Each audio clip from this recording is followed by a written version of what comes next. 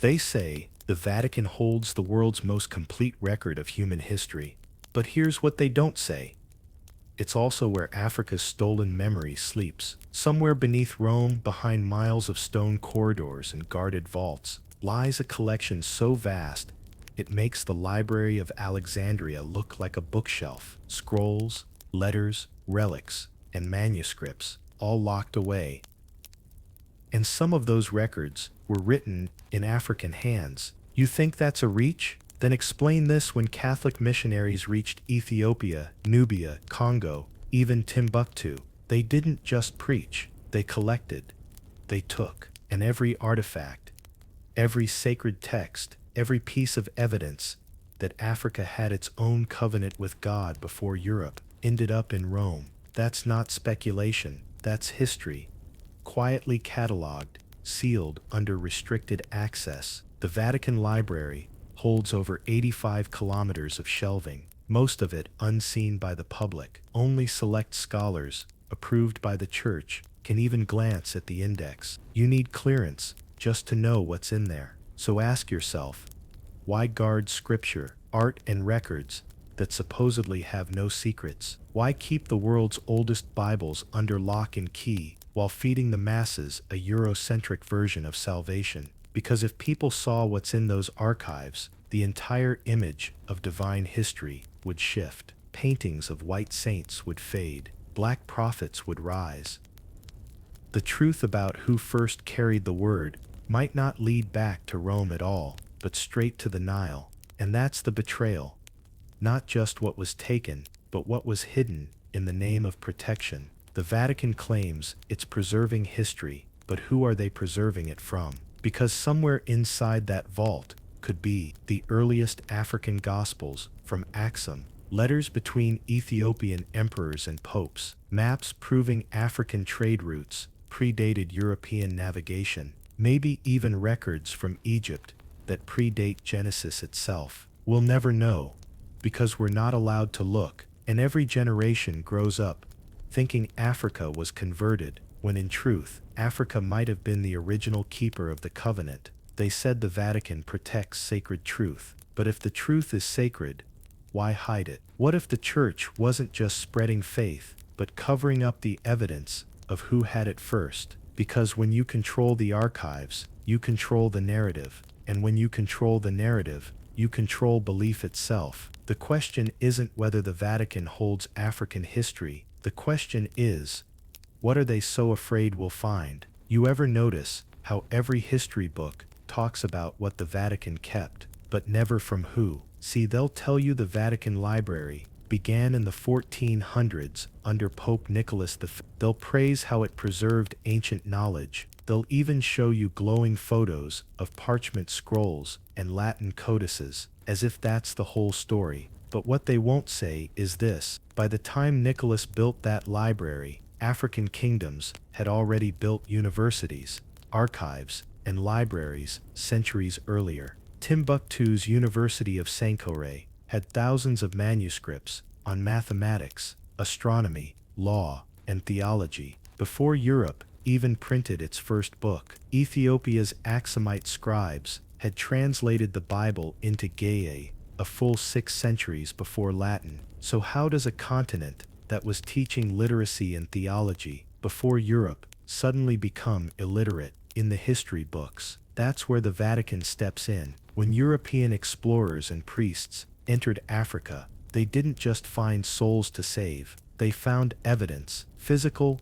written, undeniable evidence that the African world was already walking with God, that the scriptural traditions, the symbols, the rituals, even the sacred language, didn't start in Rome. They started in Africa, and that terrified them, because if the world knew the spiritual authority of Africa, the colonial mission collapses before it even begins. If the African man isn't lost, then there's no reason to save him. If the African woman already holds scripture in her tongue, then there's no justification to silence her voice. That's why missionaries didn't just translate the Bible into African languages. They took the African versions and translated them out of context, out of authenticity, out of Africa. You ever wonder why so many ancient Ethiopian and Nubian scrolls ended up in Rome, London, and Paris? They weren't gifts, they were confiscations. Entire collections of monastic libraries were packed up and shipped off under the pretense of preservation.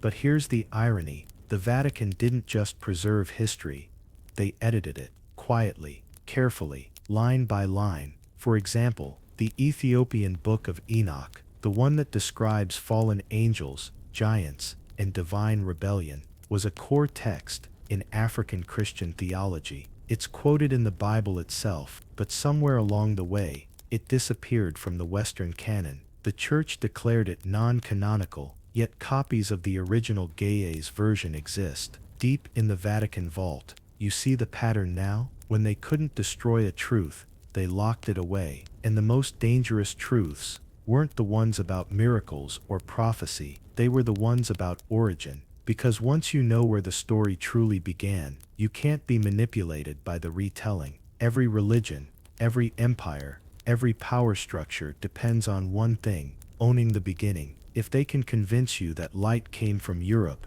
then darkness automatically came from Africa. If they can paint holiness with pale skin, then sin becomes black by default. That's the real reason they buried Africa's record, not because it lacked value, but because it had too much. And every time a priest sealed a scroll or a cardinal filed a manuscript away under restricted, they weren't just archiving paper, they were rewriting the hierarchy of humanity. But here's the twist: even the Vatican can't silence everything. Pieces of the puzzle still survive in the monasteries of Lalibela, in the family libraries of Mali, in the oral traditions of the Yoruba, in the carved symbols of Congo cosmology. They speak of the same truths hidden under Rome: that divinity was not born in the West, that Africa's relationship with the divine predates every European empire, that the God they claim to have delivered was already known by 1,000 African names. Now ask yourself, what happens when those records are finally compared side by side? When the Gaia's Bibles in Addis Ababa meet the Vatican scrolls in Rome, when the manuscripts of Sankore meet the secret codices of the Jesuits, the truth won't just rewrite religion, it'll rewrite identity. Because if Africa held the first covenant, then the narrative flips entirely. The converted become the original custodians, the heathens become the teachers, the forgotten become the founders. That's why access is forbidden. That's why photography is banned. That's why entire sections of the Vatican Library are guarded by the Swiss Guard, like it's a military base. Because what's in those shelves doesn't just challenge theology, it challenges power. And power never gives up the story that feeds it. But the cracks are showing. Scholars from Africa are beginning to demand access. Independent researchers have traced some of the manuscripts' paths through colonial trade networks. Even the Vatican itself has started digitizing parts of its archives. But guess what? Only select sections, only the ones that fit the official story. So again, what's being kept off the servers? What texts are too controversial to digitize? And why do those always seem to trace back to Africa? They say history is written by the victors, but when the victors start hiding the receipts, you gotta wonder, what war are they still fighting? Let me tell you something they'll never say out loud. The Vatican didn't just collect knowledge, it collected silence. Every missing piece of African history has a paper trail. It always leads back to a church vault, a museum basement, or a private collection. But when you trace those trails long enough, the fingerprints start looking mighty familiar. Take the Codex Vaticanus, one of the oldest surviving Bibles. Scholars love to praise it as a masterpiece of early Christianity, perfectly preserved in the Vatican Library. But what they don't tell you is that other, older versions, ones written in Jez and Coptic, the languages of black priests and African scholars, vanished from the record right when Rome began consolidating religious power. Coincidence? Please. There were hundreds of African manuscripts that never made it into the official story. Texts that described Jesus as a man of color, texts that detailed African prophets, texts that placed holy events on African soil. These weren't folk tales or myths. They were historical documents, and they were systematically buried, because when the church saw Africa's theology, it didn't just see faith, it saw a rival authority. Think about it. If people across the continent already had divine law, sacred text, and ritual discipline, what role did Rome have left to play? Colonizer, converter, middleman. The only way to justify domination was to rewrite the record and erase the source. So they started small, changing images, retouching icons. You ever seen those medieval paintings where Mary and Jesus look distinctly Ethiopian? Those were once common across North Africa and the early Mediterranean. But as Europe rose, the brush got wider, the noses got thinner, the hair straighter, and by the Renaissance, the mother of Africa had been turned into the Madonna of Florence. That wasn't art, that was propaganda. And for every image repainted, 1,000 documents followed. The Vatican's cataloging system, Latinized names, relocated origins, reclassified pagan texts, became a way to disguise African hands behind anonymous authorship. A Nubian priest becomes an early cleric, an Ethiopian astronomer becomes an unnamed scholar, the genius of Africa reduced to footnotes. Now here's the cold part. The Vatican didn't always destroy these works. Sometimes they just rebranded them. For instance, many early philosophical writings credited to Greek fathers have parallels, near-identical phrasing, to texts once circulating in Alexandria and Carthage. The math, the medicine, the metaphysics, same structure, same rhythm, but once it hit Europe, the names changed, the lineage disappeared, and suddenly Africa was the student, not the teacher. You see the trick? Erasure isn't just burning books, it's mislabeling them. And once you rename the author, you rename the origin. Once you rename the origin, you rewrite the truth. This is how entire civilizations vanish on paper while still standing tall in the soil. Mali, Congo, Kush, nations with archives that rivaled Europe's best. Yet how many African libraries do you see mentioned in schoolbooks? How many museum exhibits feature African theologians who debated Rome on equal ground? They hide behind phrases like lost texts or unknown authors, but these weren't lost, they were taken. Even the Vatican's own records quietly admit to acquisitions from Egypt, Ethiopia, and Sudan during the early missionary era. Some of those acquisitions were literal confiscations, scrolls seized from monastic libraries under threat of excommunication or violence. And when colonial powers followed, they continued the mission with military precision. Between the 1500s and 1900s, thousands of African manuscripts, legal codes, philosophical essays, astronomical charts were smuggled into European collections. The Vatican alone houses over 85,000 unpublished works it has never released to the public. Now tell me, why keep that many voices silent? Because knowledge is control, and whoever controls the record controls the reality. That's why even today, African scholars who request access to certain Vatican manuscripts are denied or delayed. Security reasons, preservation concerns. The excuses are endless, but the real reason, those texts don't fit the narrative of European origin. They reveal a different lineage, one where African priests were already mapping the heavens, decoding moral law, and writing divine codes long before Rome even formed its alphabet. And here's the bitter truth. Even when these stolen pages resurface, they're often doubted. Scholars question their authenticity, claiming forgeries or anachronisms, but nobody ever questions the European copies that came after. It's the oldest trick in empire psychology.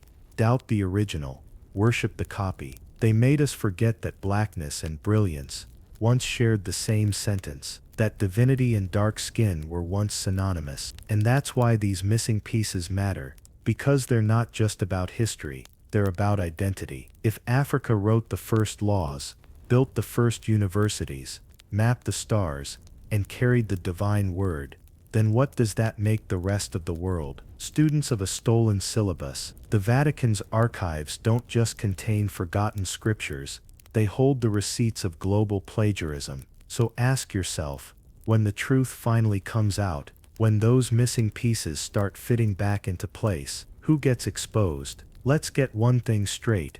Africa wasn't inspired by civilization. Africa invented civilization. Before the Vatican had a vault, before Rome built a church, before Greece carved a statue, Africa was already running empires, recording laws, teaching astronomy, and balancing equations that Europe wouldn't even rediscover for another 1,000 years. And the crazy part? The receipts still exist. They're just not where they're supposed to be. You can walk into the British Museum and see them. African relics labeled ancient Mediterranean influence, statues with full lips and braided hair reclassified as Proto-European. The wording changes, but the evidence doesn't. The truth is carved right into the stone. Take Egypt. Everyone knows the pyramids, but few realize the Nile Valley was just one campus in a vast African knowledge network. From Nubia to Axum, from Kush to Mali, Africa built a continent of libraries, before Europe even learned to write its own alphabet. The oldest mathematical system on record, found in Africa, the Ishango bone, from the Congo, dated over 20,000 years old. The first surgical textbooks, found in Africa, the Edwin Smith Papyrus, describing brain surgery techniques. The first recorded moral philosophy, African, Mayat, written thousands of years before Plato ever spoke about justice. These weren't primitive musings, they were the blueprint of science, law, and order. And it's not just the artifacts, it's the people. The scholars of Timbuktu held entire libraries filled with works on astronomy, geometry, theology, and trade law. In the 1300s, while Europe was drowning in its dark ages, Africa was producing university graduates. The University of Sankore, in Mali, had professors who taught calculus and cosmology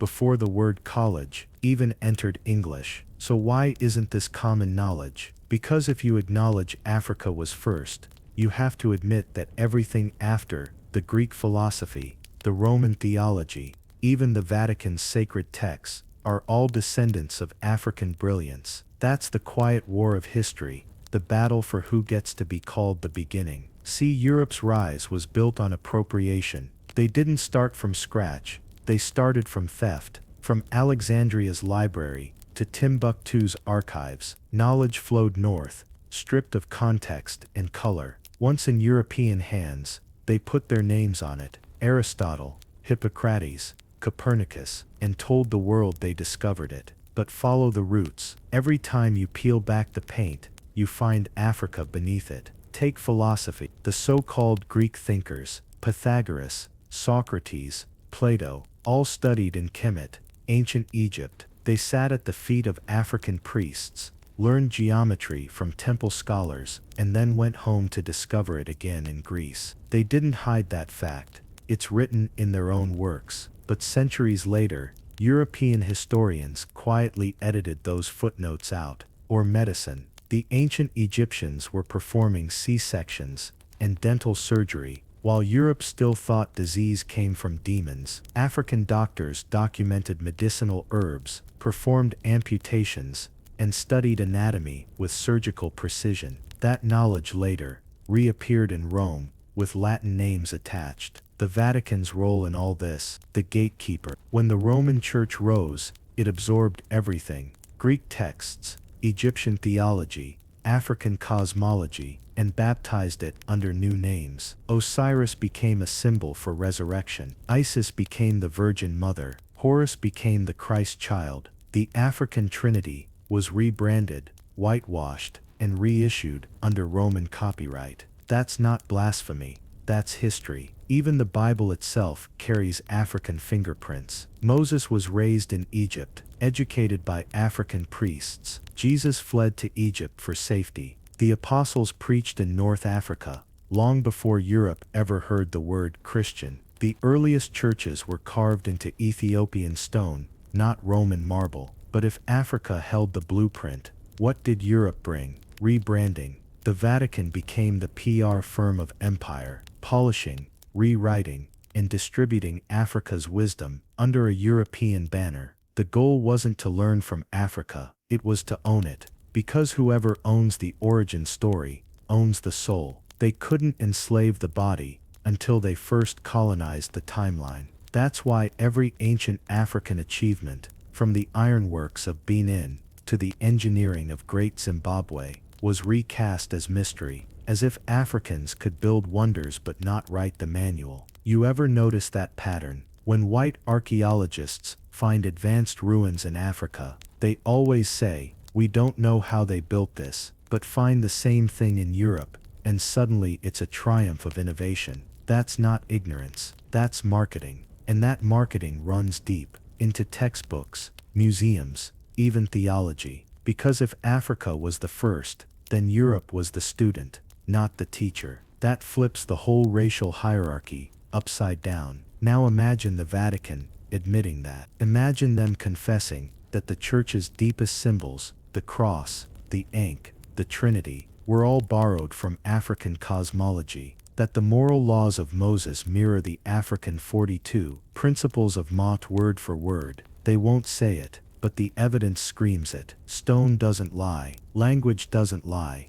DNA doesn't lie, only the storyteller does. And now the story's changing. Modern researchers are uncovering proof that Africa wasn't just humanity's cradle, it was civilization's classroom. Every empire since has been taking notes. But that raises a burning question. If Africa built the world's first systems of faith, law, and science, why did Europe have to rewrite it all in their own name? Let's talk about why the story changed. Because history doesn't rewrite itself. People rewrite it, and usually, they're getting paid to do it. When the Romans absorbed Christianity, they didn't just adopt a faith. They acquired an empire-wide narrative machine. The Vatican became more than a church. It became the editor-in-chief of human history. Whoever controlled that pen could shape reality itself. And what better way to control billions than by controlling their memory? So they made a trade. Erase the African origin of the story. Replace it with a European one. Erase the brown skin of prophets. Repaint them pale. Erase the pyramids from the gospel timeline. Move the spotlight to Rome. And just like that, the faith that started in Africa became the property of Europe. But this wasn't random, it was strategic. The Roman Empire was collapsing, but religion was its new armor. Conquering minds was cheaper than conquering land. The sword ruled bodies, the story ruled souls. See, when people believe that holiness looks like you, that salvation speaks your language, and that heaven has your geography, they'll follow you anywhere. That's power on a divine level. So the church didn't destroy Africa's legacy. It absorbed it. It became a library thief that replaced every author's name with its own. And to keep the lie alive, it needed guardians, gatekeepers, who could guard the narrative. That's where the Vatican archives came in. Imagine a vault stretching beneath the city, miles of corridors lined with scrolls, letters, books, maps, the very receipts of humanity. Now imagine most of it locked, sealed, forbidden, because inside those archives are the unredacted stories, the early church records that mention African bishops, Ethiopian manuscripts, lost gospels, Nubian scholars who debated theology before Rome even converted. And yet none of that makes it into the Sunday sermon. You gotta ask, why? Because the more the world learns about Africa's role, the less Europe looks like the hero. The Vatican couldn't afford that. Their entire empire,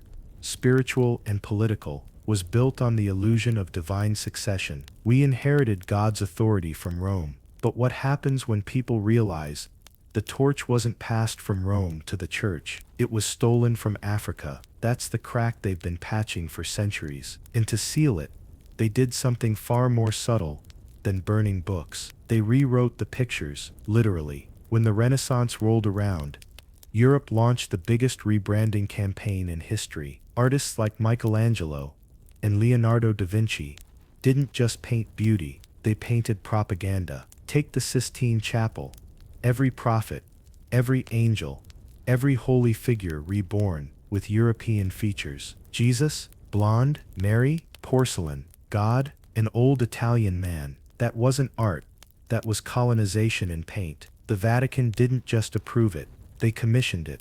They paid for the visual erasure of Africa from sacred memory. And here's the genius of it.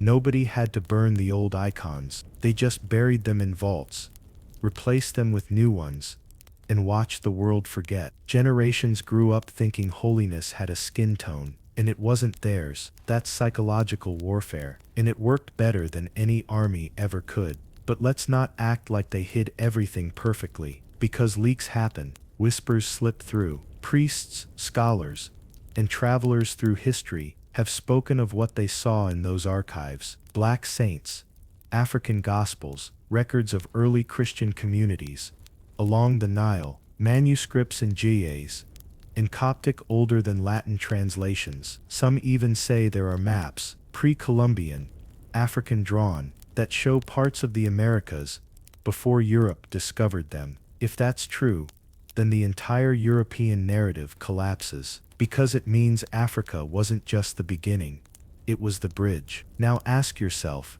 if you were sitting on proof that Africa was the spiritual and intellectual core of the ancient world, would you share it, or would you bury it under marble and incense, call it classified, and build your empire on the silence? The Vatican chose the second option, and it's been profiting off that silence for nearly 2,000 years. Every pilgrimage, every painting, every statue of a white saint kneeling in divine light is an ad campaign for that silence. And the brilliance of it, they don't even have to lie anymore. They just curate what you're allowed to see. That's why it's called the secret archives. Not forbidden, not lost, just secret, hidden in plain sight. Because the truth isn't gone, it's contained. And here's the part that burns. Even modern historians who gain access are limited to a few boxes out of thousands. What's inside the rest remains unseen. But here's the twist. As DNA, archaeology, and digital archives advance, the truth is leaking out faster than they can plug it. Africa's name is showing up in ancient genealogies. Black priests are reappearing in medieval manuscripts, and every time a new scroll is digitized, the line between Jerusalem and Africa gets thinner. The Vatican can guard their vaults, but they can't stop the pattern from re-emerging. Because once people start connecting the dots, once they realize who built what, who taught whom, and who got erased in the process, the whole foundation of Western history starts to shake. And that's the question the Vatican fears the most. What happens when the world realizes the sacred truth they sold us came from the very people they enslaved? When people talk about power, they picture crowns, armies, or gold. But the real power, the kind that lasts, is control over the human mind. And the church understood that centuries before psychology had a name. Once Africa's sacred legacy was rewritten, the next mission wasn't just to erase the truth, it was to replace it. You can't leave a vacuum in people's identity. You have to fill it with something they'll never question. So the church, with Rome's blessing, created an image so powerful, it could overwrite memory itself. A white, European Jesus, not a Middle Eastern man, not an African-linked prophet, born under the Egyptian sun. A pale, soft-featured savior with blue eyes and straight hair. And they pushed it everywhere, on crosses, in cathedrals, in every painting and sculpture. They didn't just spread religion, they spread a face. That's how colonization begins. Not with ships, but with icons. When the enslaved Africans were forced into Christianity, they didn't just lose their freedom. They were told the God who could save them didn't look like them. Imagine that kind of psychological control. Every prayer reinforcing a hierarchy. Every hymn echoing submission to a divine image, built to exclude you. The Vatican's greatest weapon wasn't the sword, it was the portrait. It's no accident that when European explorers reached new lands, they carried crosses before flags. Faith was the first wave of invasion. They knew that if you could convert the heart, the body would follow. That's how Africa the cradle of the first priests and astronomers, became the mission field. That's how the Moors, who taught Europe science, medicine, and architecture, were repackaged as heathens. That's how centuries of history were burned, rewritten, and baptized in European ink. They didn't need to say Africa was inferior. They showed it through every painting, every saint, every angel with alabaster skin. That's psychological warfare disguised as art, and it worked across continents. Even in the Americas, colonizers built churches over ancient temples. They renamed the gods. They sculpted new saints, and every one of those statues reinforced the same message: holiness looks European. This is what scholars now call iconography of dominance. You don't have to change someone's scripture if you've already changed their imagination. Think about it.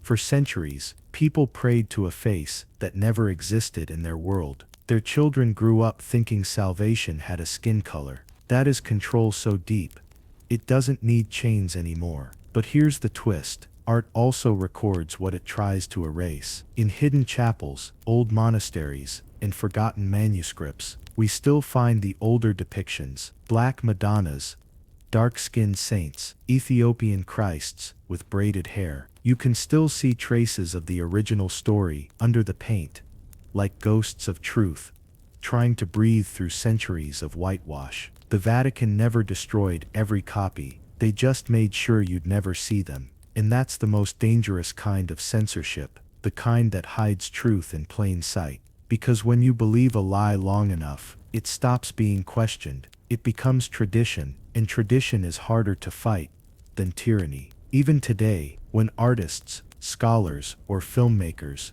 try to show biblical history through an African lens, they're labeled revisionist or blasphemous. But what if the revision happened 1,700 years ago, and the truth is just resurfacing? Here's the uncomfortable part. The same psychological control the Vatican used centuries ago still shapes the modern world. Look at media, film, textbooks, even fashion. Who gets called divine, civilized, or beautiful? Who gets erased, minimized, or labeled primitive? It's the same pattern, just modernized. The icons have gone digital, but the script hasn't changed. Control the image, control the imagination, control the imagination, control the world. And that's what made the Vatican the most powerful institution in history. It ruled not by armies, but by artifacts of belief, by rewriting the past so perfectly that the colonized would one day defend it themselves. You can see this even in how maps evolved. Medieval Mappa Mundi,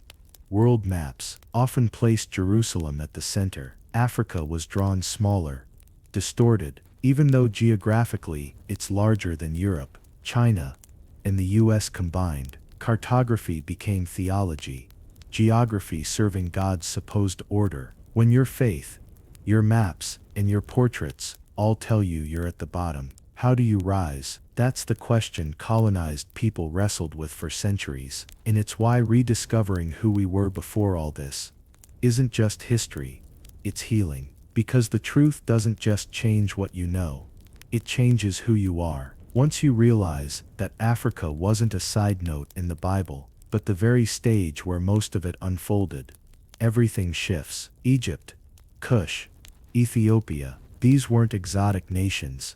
They were biblical homes. The Garden of Eden, the Ark, the Exodus, all orbit African soil. That's why the Vatican keeps its grip tight on the archives. Because once people see the full map, the illusion collapses. Every power structure built on that illusion starts to crumble. The truth isn't dangerous because it's false. It's dangerous because it's true. And the most terrifying thing for any empire built on lies is for its people to start remembering. You ever wonder why they keep finding black civilizations underwater? Whole kingdoms, stone temples, villages, carvings of kings and queens lying silent beneath the waves, like somebody hit delete on history. You think that's coincidence? Nah, that's pattern. From Nubia to Lake Nasser, from the ruins of Heraclion off the Egyptian coast to the black towns drowned across the American South. Every time the truth starts rising, something pushes it back under, sometimes by water, sometimes by force, but always on purpose. Let's start in Africa, where the Nile once flowed beside cities that could rival any capital on earth. When the Aswan High Dam was built in the 1960s, hundreds of Nubian villages and over 50 ancient sites were flooded forever. They said it was progress. But progress for who? The Nubians, black descendants of one of the world's oldest civilizations, were displaced, their lands swallowed by water. Entire temples had to be moved brick by brick. Some made it to museums. Others vanished. Their stories, their art, their tombs, all now sitting beneath a man-made sea. And here's the quiet part nobody mentions. The Vatican and the European archaeologists were there before the flood. They cataloged, photographed, and let's be honest, took what they wanted: scrolls, stones, gold inscriptions that challenged the biblical timeline. Then they sealed those finds inside private collections. You ever wonder why museums in London and Rome look like they looted heaven? Because they kinda did. Now flip that same story across the Atlantic. After slavery ended in America, dozens of thriving black towns were built, self-sustaining, proud, educated. But guess what happened next? Dams, floods, reservoir projects.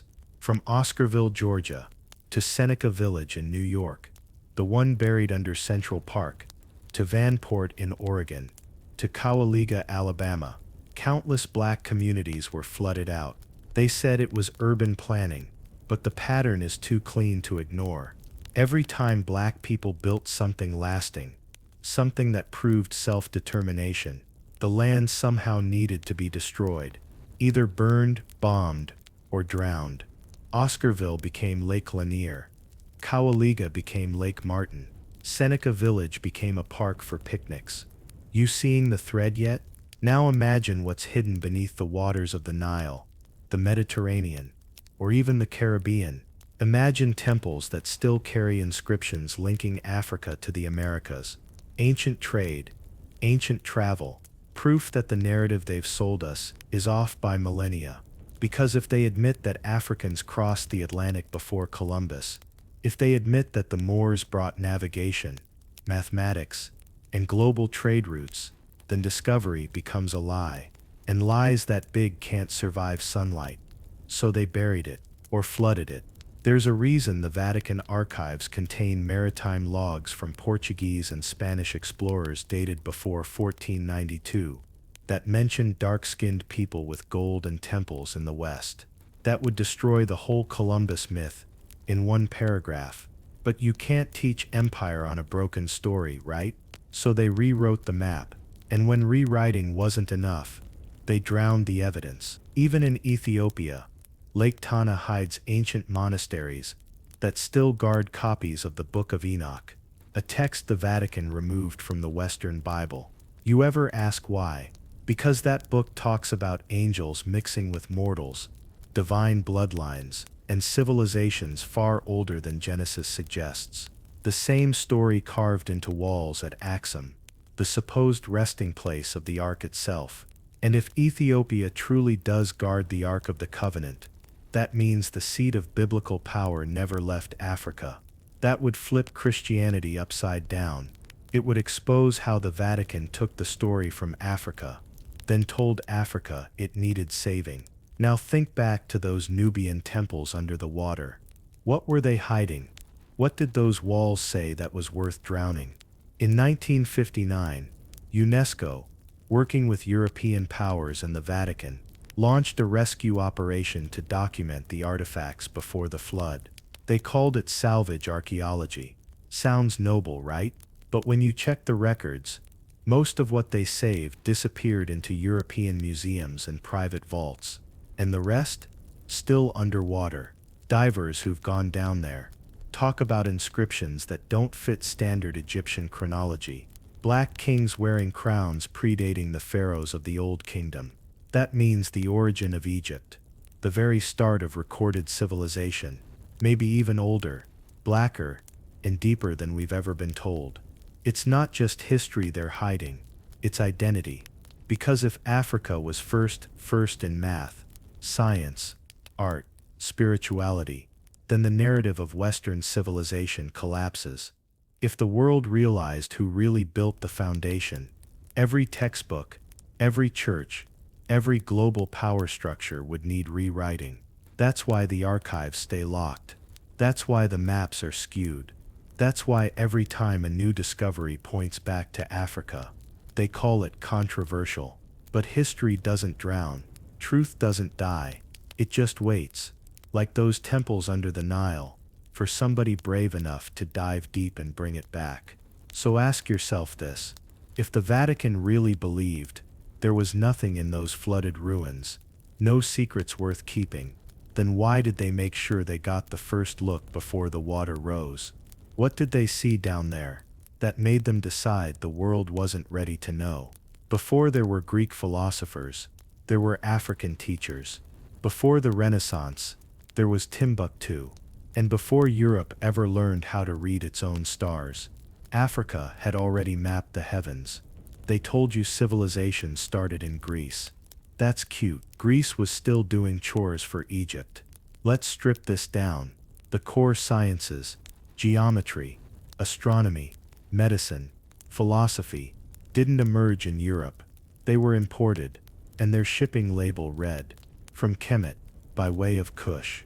You ever notice how every Greek thinker, Pythagoras, Plato, Thales, Solon, all traveled to Egypt before they became great minds? What you think they were doing there? Sightseeing? Nah. They were studying at temples older than their entire homeland. Plato's Republic, echoes of Egyptian Maat, the principle of cosmic balance, justice, and order. Pythagoras' theorem. He learned geometry from priests at Thebes, who used it to realign pyramids and temples with the stars. Even Hippocrates, the so-called father of medicine, lifted from the medical potpourri of Imhotep, the world's real first physician, who lived 2,000 years before him. Imhotep wasn't just a doctor.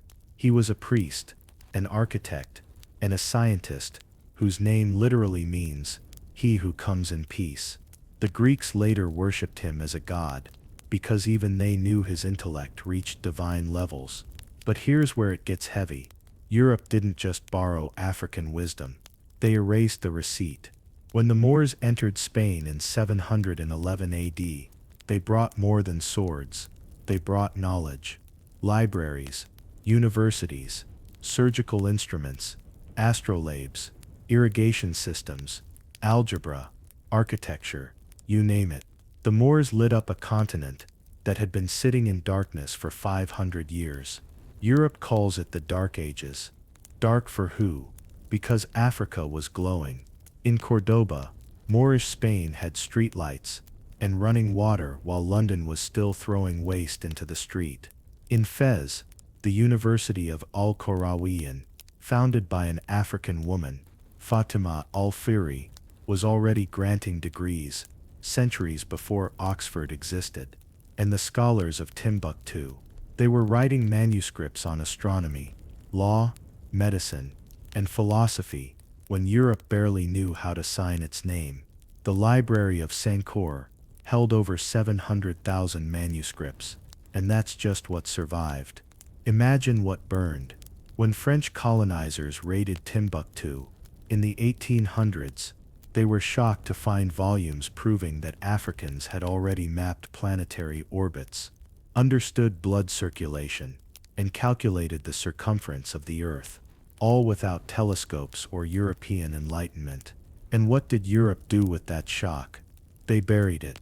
They called it primitive. Because if the world ever realized the true source of its knowledge, that the Enlightenment was powered by African fire, it would shatter the entire myth of European superiority. The Vatican knows this. The proof is in their archives, ancient potpourri from Egypt, Moorish texts translated from Arabic to Latin, coded scrolls smuggled out of Ethiopia during the Crusades. They've been sitting on the blueprint for world civilization, and they're not about to hand it back. But even now, Africa's fingerprints are still visible in every equation and theory. the calendar, Egyptian, geometry, Nubian, medicine, Imhotep, philosophy, Maat, astronomy, Dogon. Let's talk about the Dogon, a tribe in Mali, whose astronomical knowledge still defies explanation. Long before telescopes, they knew the Sirius star system had two stars, one visible, one hidden, and that the hidden one orbited every 50 years. Modern science didn't confirm that until the 1970s. How did they know? Because science wasn't discovered in Africa. It was remembered, passed down through oral tradition, spiritual practice, and observation. Not as cold data, but as sacred connection. See, Western science separates knowledge from spirit. African science fuses them. That's why when you look at Egyptian temples, Dogon masks, or Ethiopian calendars, you're not just seeing symbols, you're seeing mathematics in motion. It's like the ancestors built a language that only the wise could read. And the Vatican, oh, they learned that language, then built a monopoly on it. Remember when Galileo discovered the heliocentric model, that Earth revolved around the sun? Egyptian astronomers had already mapped solar cycles 3,000 years earlier. But credit goes to Europe, because the power to name is the power to own. They say history is written by the victors. But real history, our history, was written in stone, in starlight, in the bones of pyramids that still hum with energy. Europe inherited civilization. Africa invented it. And when the Moors reintroduced that knowledge to Europe, they didn't just rebuild cities, they rebuilt minds. They took a continent in intellectual blackout and flipped the switch. Arithmetic, medicine, navigation, architecture, all reignited by African hands. Yet somehow, centuries later, the very people who saved Europe are painted as invaders. Funny how that works. So ask yourself, if Africa gave the world its light, why does the world still act like it's the dark continent? What would happen if we reclaimed that light and stopped asking permission to shine? You ever notice how the pharaohs in movies all look beige? Like the sun just skipped Egypt for 3,000 years straight. Funny, because the real pharaohs were black, not olive, not tan, not a little mixed. Black. Let's make this plain. The first dynasties of Egypt rose out of Nubia, the region now called Sudan. That's the land of dark-skinned kings, queens, and warriors whose bloodline founded Egypt before the pyramids ever touched the sky. The very word pharaoh came from African tongues, not Greek scrolls. The carvings tell the truth. Statues, murals, and wall paintings from the Old Kingdom show full lips, wide noses, and deep brown skin. These weren't Europeans playing pretend. These were Africans ruling the known world. They didn't need sunscreen. They were the sun. But here's where it gets wild. The deeper you dig, the darker the history gets. Literally. When archaeologists first unearthed tombs in the Valley of the Kings, the skin tones on the walls made them nervous. They started describing them as reddish-brown, Mediterranean, or Caucasoid with African influence. Translation: we see they're black, but we're not ready to admit it. It's like every museum curator had the same panic attack. If the founders of civilization were black, then what does that make us? See, the 25th dynasty, known as the Kushite pharaohs, ruled all of Egypt from Nubia. King Pia, Taharka, Shabaka, names you don't hear in school, but their legacies are written in stone, right beside Ramses and Tutankhamun. Taharka, in particular, was legendary. The Bible mentions him in 2 Kings 19:9, the king of Kush, who defended Jerusalem from the Assyrians. That's right, a black pharaoh in the Bible, protecting God's people while most of Europe was still in the mud. But ask yourself, when's the last time you saw that in Sunday school art? They scrubbed his face clean off the timeline, because the image of a black savior didn't fit the colonial script. Here's the playbook they ran. First, separate Egypt from Africa, call it the Middle East. Second, repaint the kings to look European. Third, tell the world that Africa had no history before slavery, and it worked. For centuries, people grew up believing Cleopatra was white, that Moses came from blonde ancestors, that Jesus had blue eyes in the desert. But the real record, it's sitting in plain sight. Temples carved in the likeness of African faces. Walk through the temple of Abu Simbel. Look at the colossal statues of Ramses II. Look at the cheekbones, the jawlines, the broad noses. That's not Scandinavia, that's Sudan. And get this, even Greek historians like Herodotus, who lived in ancient times, wrote that Egyptians were melanchros, dark-skinned and woolly-haired, but somehow, every schoolbook translated that word differently. You see what they did? They didn't just steal land, they stole appearance, because the face of power had to look familiar to the colonizer. When Napoleon invaded Egypt in 1798, his scholars, the ones who wrote the description de l'Egypte, literally repainted the busts of pharaohs in lighter tones before displaying them. They weren't studying history, they were rewriting it in oil paint and marble. That's why every museum today looks like a crime scene. Artifacts from Benin,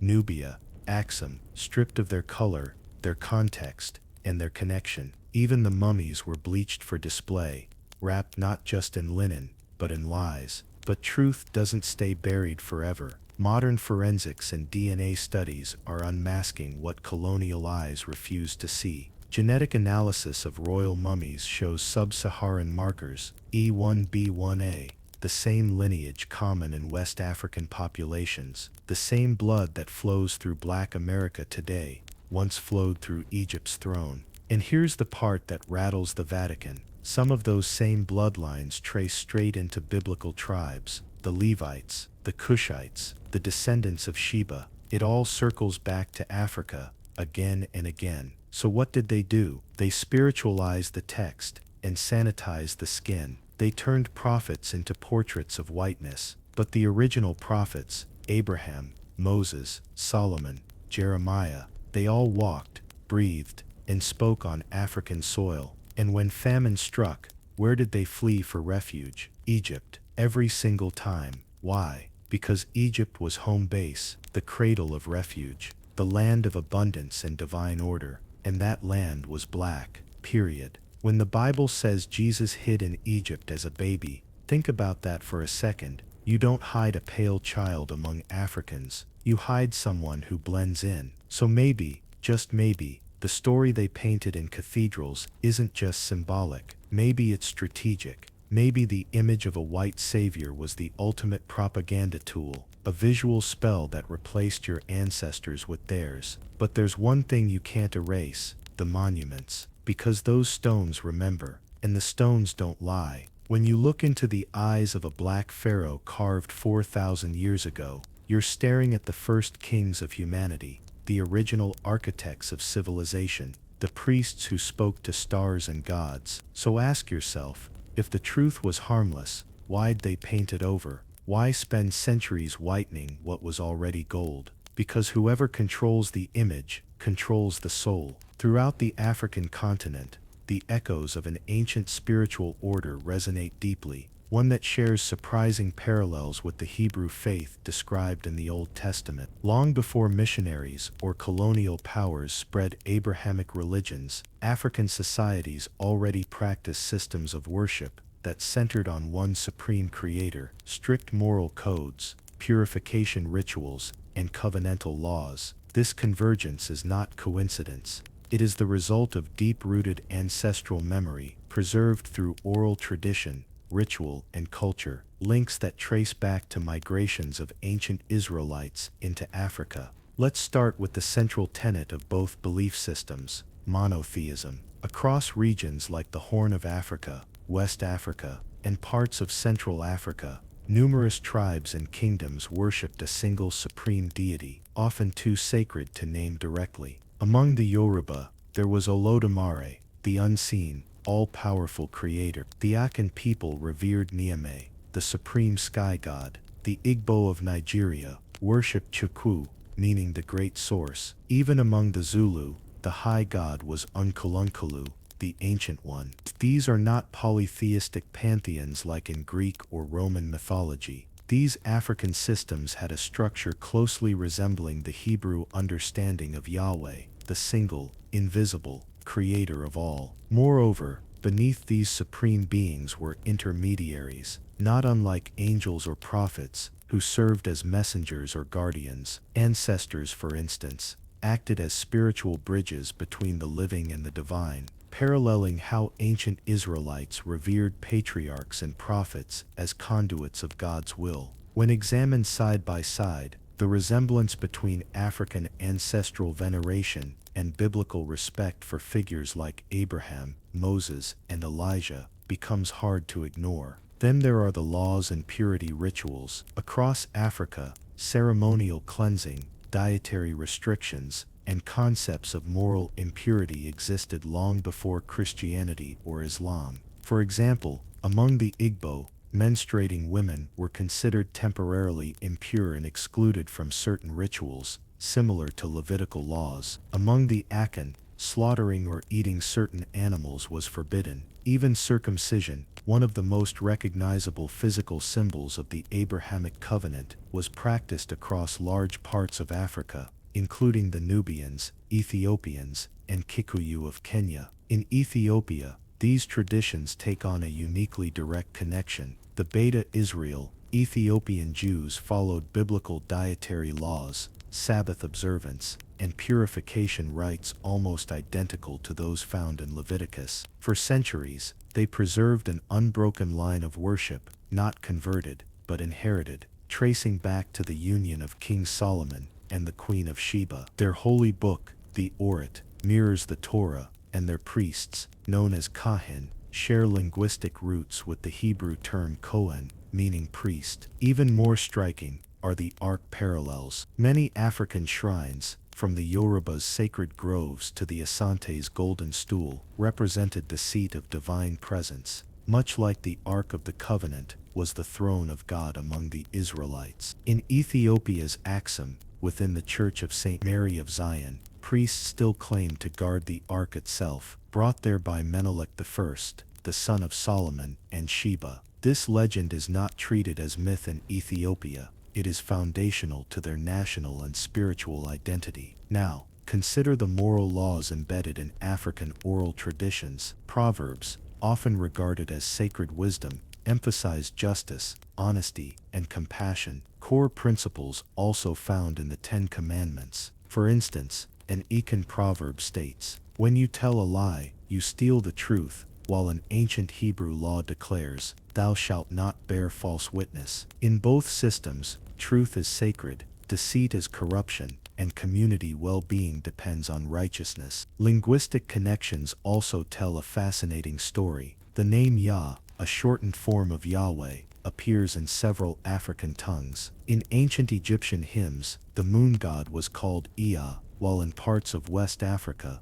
the word for creator or high god often sounds similar, Yah, Yah, or Jah. This linguistic resonance may be more than mere coincidence. It may reflect cultural diffusion from the Nile Valley civilizations where Israelites once sojourned. It's not just faith, it's identity continuity. African Israelites preserved the rhythm of the Old Testament through oral tradition, songs, proverbs, and festivals encoded the covenant in poetic form. The Yoruba Igangan festival, where ancestors are honored through masked dance and ritual, evokes the memory of the Feast of Tabernacles, both celebrating divine protection and ancestral memory. Even the structure of traditional African villages mirrored ancient Israelite settlements, circular or square compounds centered around a sacred altar, symbolizing the covenant between people and the divine. Tribal elders acted as judges, mirroring the Israelite system before kingship.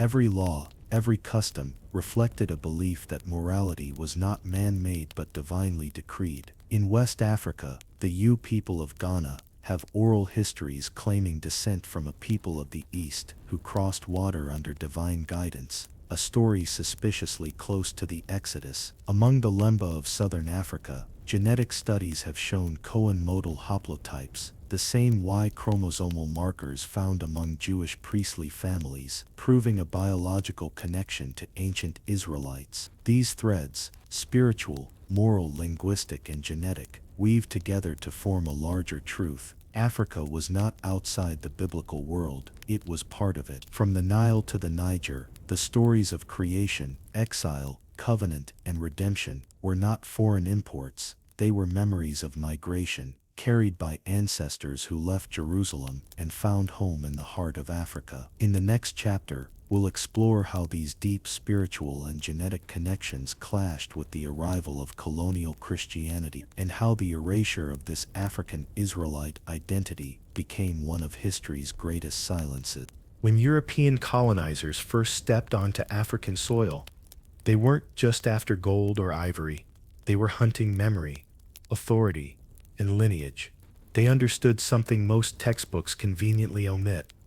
Knowledge is power, and the spiritual, cultural, and genetic connections between Africa and the ancient Israelites represented a threat to their empire. If Africans realized that the stories of their ancestors, the prophets, kings, and covenant keepers, were theirs, not borrowed, the entire narrative of white supremacy would crumble. Colonial missionaries arrived with Bibles in hand, but these weren't tools of faith. They were instruments of control. They rewrote stories, painted Jesus white, erased African prophets, and recast African Israelites as lost or converted, implying that faith was imported rather than inherited. Schools taught Africans that their rituals, laws, and languages were primitive, and that civilization, morality, and God only existed outside of Africa. Ask yourself, who benefits when the people who built the blueprint for the world are told their history is borrowed? Look at the illustrations in those early missionary texts. Africans are either worshiping European gods or kneeling passively before foreign priests. Never once are they depicted as keepers of covenantal law, Torah scholars, or righteous warriors of God. The visual erasure is as deliberate as the textual one. It's psychological warfare. They weren't just rewriting history, they were rewriting identity. And it didn't stop at drawings or textbooks. Missionaries systematically destroyed local archives, burned manuscripts, and confiscated sacred scrolls. The Ethiopian church had codices older than the European Reformation, yet many were seized, hidden, or destroyed under the guise of preservation. In Congo, royal oral histories were recorded, edited, and distorted in European accounts, ensuring that African Israelite connections became obscured. When Africa's faith, law, and memory were rendered invisible, the colonizers succeeded in convincing generations that African identity was disconnected from the biblical narrative. But the erasure goes deeper than history books. It penetrated language, music, and ritual. Colonial administrators discouraged Hebrew names. They told African families that calling a child Livy or Moses was quaint, outdated, or uneducated. Religious songs were replaced with European hymns. Even festivals celebrating ancestral covenants were either banned or recast into European-friendly versions. It was cultural gaslighting on a continental scale. Your memory is wrong. Your faith is borrowed. You are a blank slate, and we'll write your story for you. Yet Africans resisted, secretly, quietly, fiercely. They passed knowledge down through oral tradition, coded songs, and rituals disguised as folklore. Hidden libraries, scrolls in private hands, and clandestine ceremonies preserved the ancient laws. In Timbuktu, manuscripts with direct references to Mosaic law and covenants survived European conquest, tucked away in the sand, waiting for the world to wake up. These were not isolated pockets. They were continents of memory, meticulously preserved by people who knew that forgetting meant extinction. Let's talk violence, because erasure was enforced. In many African regions, indigenous leaders who tried to assert their Israelite lineage were targeted, executed, or demonized. Kingdoms that claimed descent from Israel were painted as heretical or backward, stripped of autonomy, and subjected to forced conversion. The message was always clear: control the identity, control the power, and it worked. Enough that today, Millions question whether their lineage has any legitimacy at all, yet genetics tells a different story. Modern DNA studies, from the Lemba of southern Africa to certain Ethiopian populations, confirm markers that trace directly to ancient Levantine Israelites. Physical displacement, colonization, and forced assimilation couldn't erase biology. The blood remembers what textbooks denied. Every Y chromosome and mitochondrial lineage serves as a silent testament. Africa was home to Israelites long before Europe claimed holy ground. Now consider the irony. Europe rewrote the story to make the Bible seem exclusively white, but Africa's memory persisted. From Ghanaian griots reciting genealogies to Ethiopian elders chanting the Psalms, the cultural DNA survived, a living archive of Israelite heritage. Even when missionaries and colonizers claimed Africa had no history, Africans quietly carried the laws, customs, and faith of their ancestors, proving that history cannot be fully buried. Colonialism didn't just steal artifacts, it stole time, recognition, and respect. It erased African Israelites from maps, from museums, and from the global imagination. And yet, the very act of erasure proves one thing: they feared the truth. They knew that if Africans remembered, the lie of white supremacy and European moral superiority would collapse. So here's the question that haunts this entire continent: if the African Israelite connection was real, powerful, and undeniable, why has it been hidden for centuries? And how many sacred scrolls, oral histories, and cultural practices were lost before we even knew to look? The next chapter will expose the Vatican's role in this systematic erasure, the archives hidden from the world, the treasures they confiscated, and the secrets they guard to this day. Because if history is power, controlling the archive is controlling the world. You ever wonder why the Vatican is shrouded in mystery? Why ordinary scholars, journalists, and even governments can't access the wealth of knowledge tucked away behind those massive doors? Let me tell you, it's not just about religion, it's about control, power, and erasure. The Vatican isn't merely a church, it's a fortress of history, and much of what sits inside was stolen from Africa. For centuries, European explorers, missionaries, and clerics didn't just bring Christianity to Africa, they extracted narratives, relics, and records, all under the guise of salvation. Manuscripts, codices, Torah scrolls, and even oral histories were confiscated and shipped to Rome. Africa's spiritual memory, the proof of its Israelite lineage, its covenantal practices, its kings who ruled with biblical knowledge, was systematically relocated to the Vatican. And for what? To sit behind locked doors, invisible to the descendants of the people it belonged to. Think about it. These were centuries-old manuscripts documenting the faith practices of Axum, Kush, Timbuktu, and Mali. Records of kings who observed Sabbath laws, rituals rooted in Mosaic traditions, and genealogies connecting African lineages directly to Israel. And suddenly, Europe decided this knowledge wasn't for the public, especially not for Africans. They were now told, "Your ancestors never did this. You were ignorant. You've borrowed everything." Lies, all of it. Inside those archives, there are scrolls written in J's, Hebrew, and Arabic, detailing African Israelite connections with meticulous care. Kings' decrees, priestly hierarchies, and even historical treaties referencing biblical covenants, all carefully catalogued and preserved for Rome. Missionaries even documented African festivals that mirrored Hebrew celebrations and African schools that taught laws directly from the Torah. But here's the kicker. While European historians praise these as exotic curiosities, they never credited Africa. Instead, they whitewashed the origin, turning sacred African achievements into European anecdotes. And it wasn't just passive collection. There was force, intimidation, and deception. Consider Ethiopian emissaries who visited Rome to retrieve their own manuscripts. They were allowed to see a fraction, given translations, or denied access entirely. Some scrolls were deliberately mislabeled, hidden in storage rooms, or misfiled to make it appear as though Africa had no historical depth. The Vatican curated the narrative. If history is power, they were hoarding the most powerful history on the planet. But here's where it gets juicy.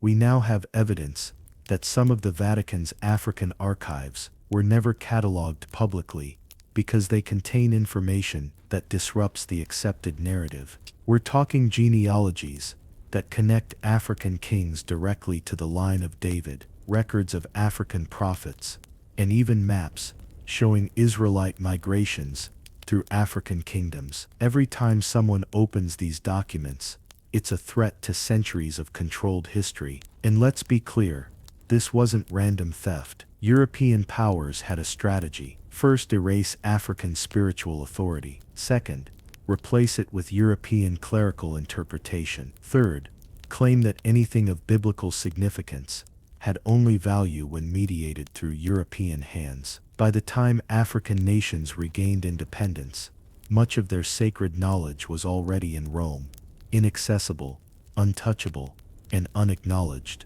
Imagine the psychological impact.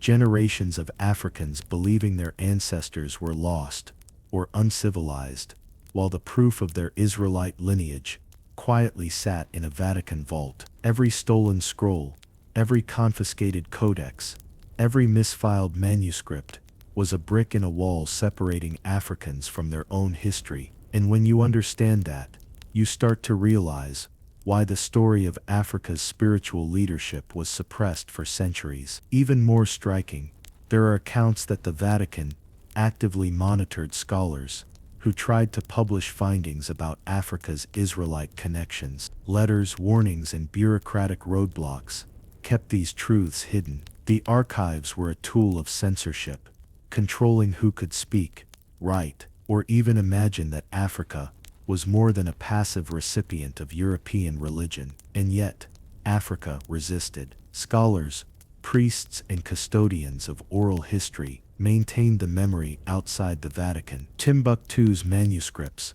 survived. Ethiopia's churches preserved codices, and secret lineages in West Africa continued to teach laws and traditions. While Rome hoarded knowledge, Africans kept the spiritual essence alive, a living archive that couldn't be locked behind doors. So here's the question. If the Vatican holds the archives that confirm Africa's Israelite identity, and they've hidden it for centuries, what else are they keeping? What truths about African kings, prophets, and spiritual leaders have been locked away? And if those documents were revealed tomorrow, how would it rewrite the story of faith, power, and heritage? The next chapter takes us deeper into the rituals, relics, and scrolls themselves, the items Europeans confiscated, the sacred texts that describe African kings as covenant keepers, and the secrets they couldn't erase. Because history isn't just about events, it's about the proof they tried to hide from us. Step into the mind of a European collector in the 16th century. Not a traveler, not a curious scholar, but a man with a mission. Take what you can, claim it as yours, and erase the memory of the people it came from. That's how Africa's sacred relics, scrolls, and codices ended up in the vaults of Europe, and most infamously, the Vatican. These weren't ordinary items. We're talking about gold-inscribed Torah scrolls from Axum, carefully preserved for centuries, scrolls from Timbuktu, detailing laws and stories connecting African kingdoms to the Levant, scrolls that carried the DNA of a people's spiritual memory. And Europeans didn't just admire them, they reclassified them, often translating them incorrectly, misfiling them deliberately, and sometimes destroying parts that contradicted their narrative. Ask yourself, how do you convince an entire continent that it never had kings who observed Sabbath, priests who understood Mosaic law, or prophets who guided nations? You take the proof, you hide it, you create an illusion of ignorance. The Vatican became a repository for African truth that could never speak for itself. And it wasn't just scrolls, relics too. Ethiopian crosses, ceremonial staffs, and ancient crowns, symbols of authority, wisdom, and covenantal leadership, were removed under the pretense of preservation. Some of these items were used in European rituals to glorify the church, while their African origins were either whitewashed or erased. The deeper you dig, the more you realize what they feared most was Africa's spiritual sovereignty. Let's break it down. African kings were not just rulers, they were custodians of sacred law. Their authority came from God, through centuries of lineage and religious practice. The artifacts and manuscripts were proof, tangible, undeniable proof, that Africa's leadership was legitimate, ancient, and biblically sanctioned. Take that proof away, and suddenly, Africa looks like it's learning religion from outsiders, not preserving it from the beginning. And here's a wild part. Many of these artifacts were cataloged with codes and mislabels, so even Europeans visiting the Vatican had no idea what they truly were. A Torah scroll could be filed under Oriental curiosities. A ceremonial Ethiopian staff might be called a tribal ornament. The information was there, but the truth, obscured, buried, and weaponized. Even more insidious, the Vatican sometimes shared these artifacts with scholars under strict conditions. Translate, write, publish, but never link it to Africa in a way that empowers the descendants. Any African scholar attempting access faced barriers, permissions denied, letters returned unopened, and for decades, the world believed Africa had no connection to biblical history because the proof was in a locked vault, away from its own people. We have accounts from 19th century explorers who visited Ethiopia and West Africa. They witnessed ancient libraries, codices, and manuscripts, many predating European arrival by centuries, and when they tried to share these findings with European institutions, their work was often ignored, dismissed, or borrowed without credit.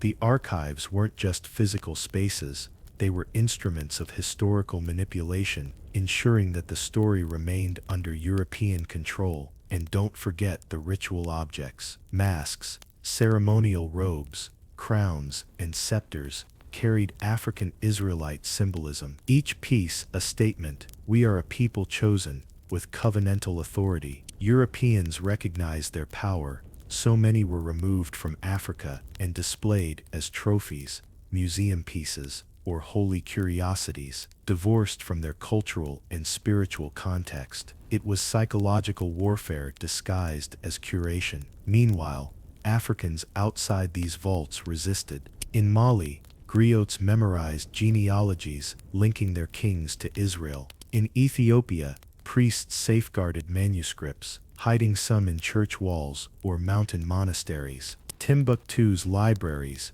became secret hubs of African knowledge. While Europe hoarded the material evidence, the living memory survived, intangible but unbreakable. Now, imagine the implications. Every scroll, every staff, every cross taken from Africa wasn't just an artifact, it was a narrative stolen. It was a way to make Africa believe it needed European guidance to interpret its own history. And every child growing up without access to that history was subtly conditioned to accept a story written by those who had taken everything away. So here's the cliffhanger. If the Vatican holds these artifacts and manuscripts today, many still untouched by modern scholarship, what secrets could they reveal about Africa's connection to Israel, about kings who ruled by divine mandate, about prophets whose voices were silenced for centuries? And how would the world shift if those doors were thrown open tomorrow? The next chapter takes us into the hidden libraries themselves, exploring what's inside, the records that confirm Africa's sacred lineages, and the subtle codes Europeans left to hide the truth. Picture it, a dimly lit room, shelves stacked floor to ceiling, dust motes floating in shafts of sunlight that sneak through narrow windows. You might think it's a quiet archive, sterile and calm, but in reality, these spaces hold the pulse of erased civilizations, the fingerprints of African kings, scribes, and prophets, meticulously catalogued, yet hidden from the very people they belong to. The Vatican's African archives are not just random documents. They're carefully arranged narratives, stories of kingdoms that predate Rome and Greece. Scrolls from Axum describe kings ruling with both spiritual and temporal authority, following laws passed down from generations, laws mirrored in ancient Israel. Timbuktu manuscripts detail trade routes, religious scholarship, and genealogies linking African leaders to the Levant. And yet, to the outside observer, it looks like Oriental curiosities, mislabeled, misunderstood, misappropriated. Walk further, and you'll see coded annotations. European scholars who handled these texts weren't naive. They knew the power contained in African knowledge, so they added marginal notes, cryptic symbols, and misleading translations. Subtle but effective. The goal? Make it inaccessible to African scholars, even if they gained entry. It's a psychological chess game. Hide the truth in plain sight, disguise it as something else, and control the story without ever admitting you're doing it. But here's the shocker. The texts themselves resist erasure. African languages, Semitic roots, ritual symbols, and genealogical records persist through centuries of mislabeling. Look closely, and the link between African kings and Israelite traditions is undeniable. Sabbath observances, naming conventions, psalms, and ceremonial rites all echo across continents. Ask yourself, how did European powers overlook these clear markers, or were they deliberately burying evidence of Africa's divine heritage? And it's not just the scrolls. The libraries contain artifacts embedded with textual records, ceremonial staffs with inscriptions, crowns with encoded genealogies, robes embroidered with sacred passages. Each piece acts as both relic and manuscript, a dual testament to African Israelite connections. Remove the physical object, and the story still survives in code. Remove the code, and the object still carries meaning. Europeans realized they couldn't destroy it all, so they hid it, locked it away, and curated it for their own narrative. Now, step back and think about the psychological impact. For centuries, Africans were told their faith, their law, their lineage was borrowed or imported. Yet, in hidden libraries, the receipts sit quietly, defying centuries of propaganda. The archives tell a story that textbooks and missionaries tried to erase. Africa was not a student of civilization. Africa was the blueprint, the source, the custodian of sacred knowledge. Some manuscripts even reveal cross-continental networks,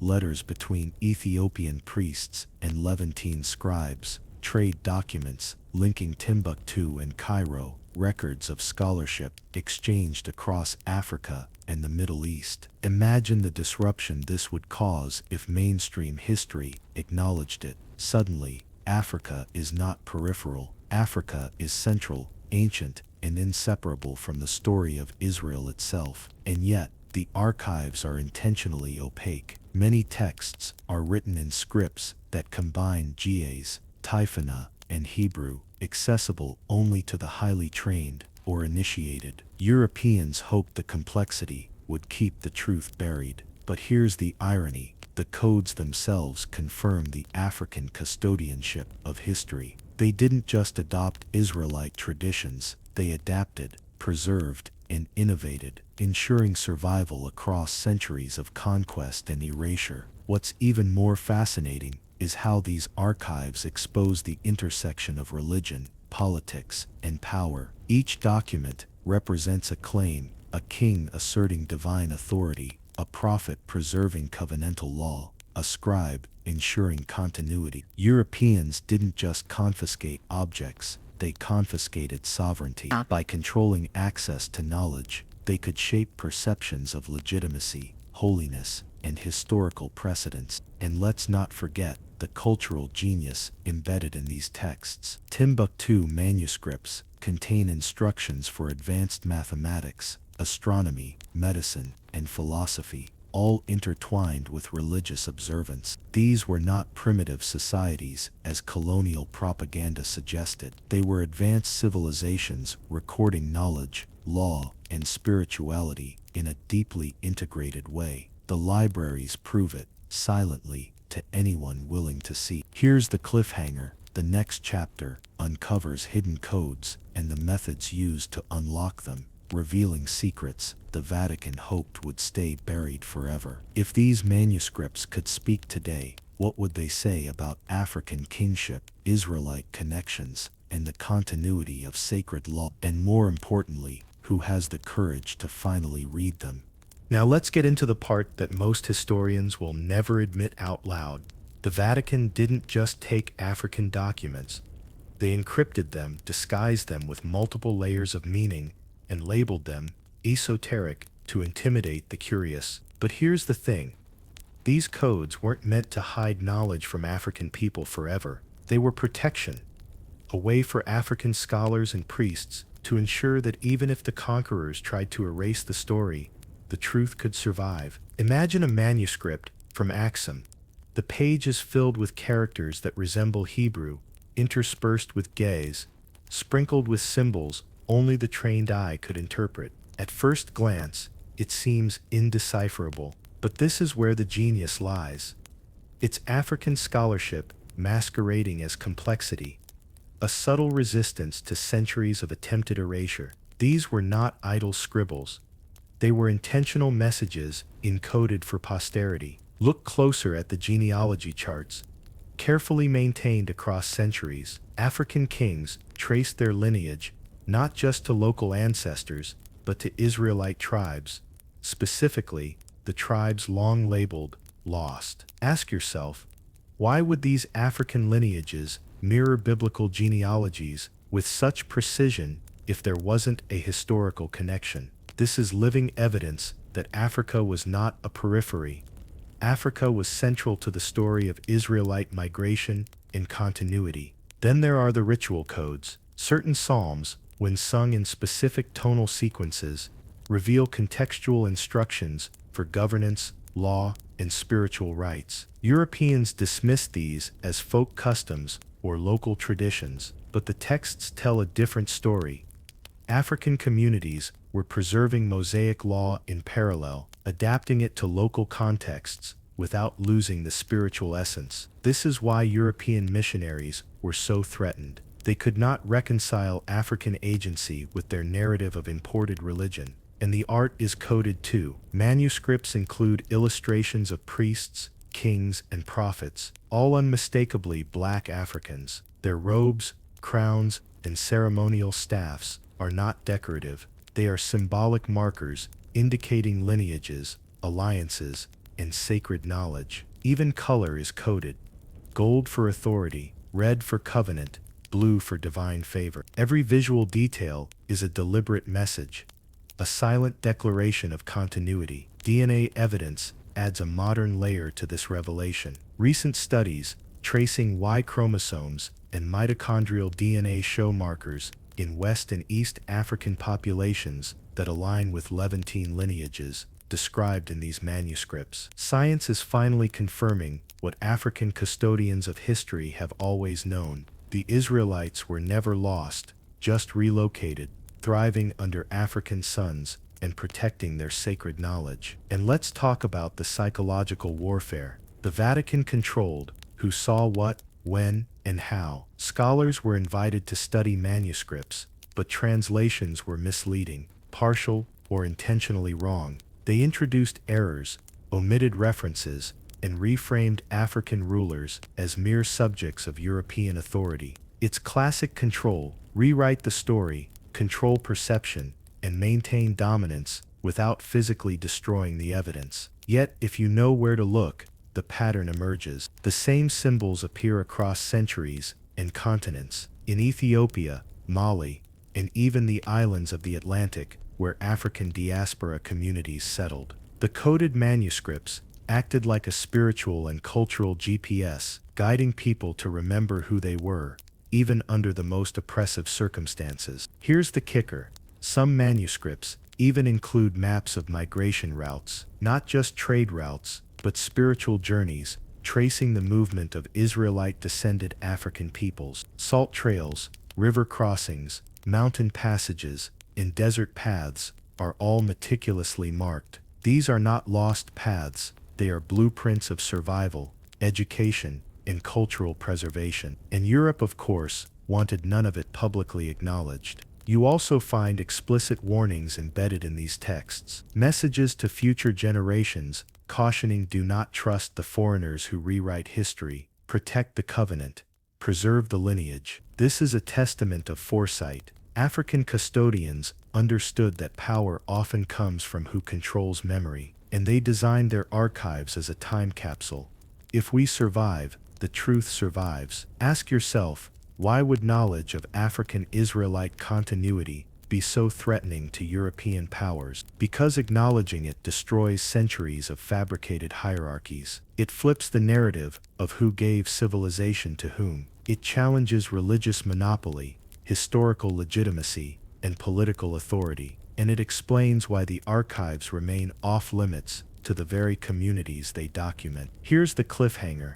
The next chunk dives into specific manuscripts and artifacts that reveal the African custodians' methods, including secret marginalia, encrypted letters, and ceremonial markings that directly link African kings to biblical figures. When these secrets surface, they rewrite what we thought we knew about the Israelites, Africa, and the continuity of sacred knowledge. Now we get to the part that feels almost like stepping into a forbidden chamber. Some of the Vatican's manuscripts aren't just text, they're living testimonies, hiding in the margins, in symbols only an initiated African scholar could read. These marginal notes, scribbles, and annotations were not mistakes.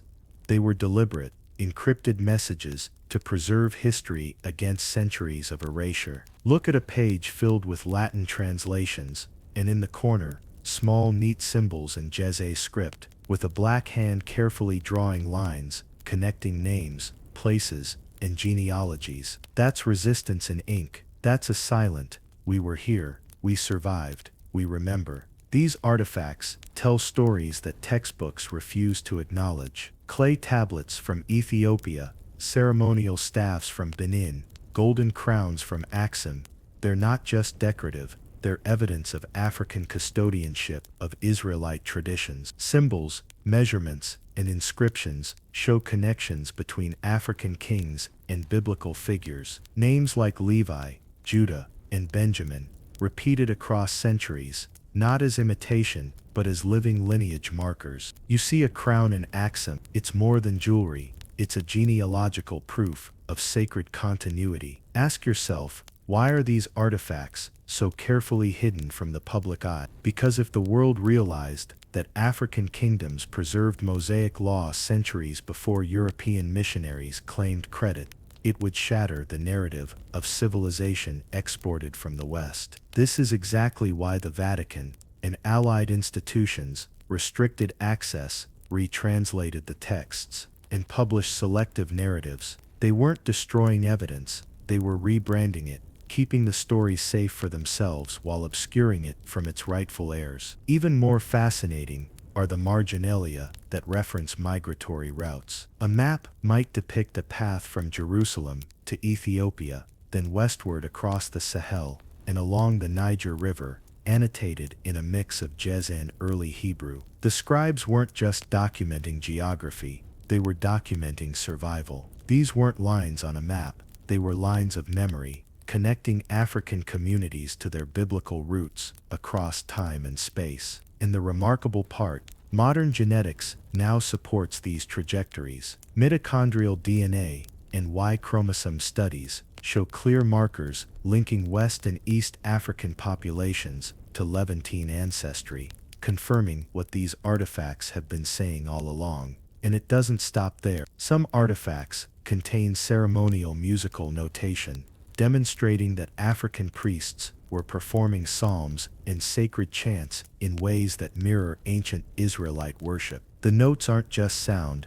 they're coded instructions, which rituals to perform, when to fast, how to maintain spiritual authority. Europeans dismissed these as folk practices, yet they contain proof of autonomous religious knowledge, preserved and evolved without colonial interference. Then there are the secret libraries, hidden beneath monasteries and palaces. Entire rooms filled with scrolls, covered with dust and cobwebs, where African scribes meticulously maintained Hebrew, Jez and local languages side by side. The texts demonstrate continuity of law, ethics, and religious philosophy. Yet, for centuries, outsiders were told these were obscure curiosities with no practical importance. It's classic erasure, knowledge weaponized, then disguised as irrelevance. One artifact in particular tells a story you won't find in any mainstream history book: a ceremonial sword, inscribed with both African and Hebrew symbols, found in a royal Ethiopian vault.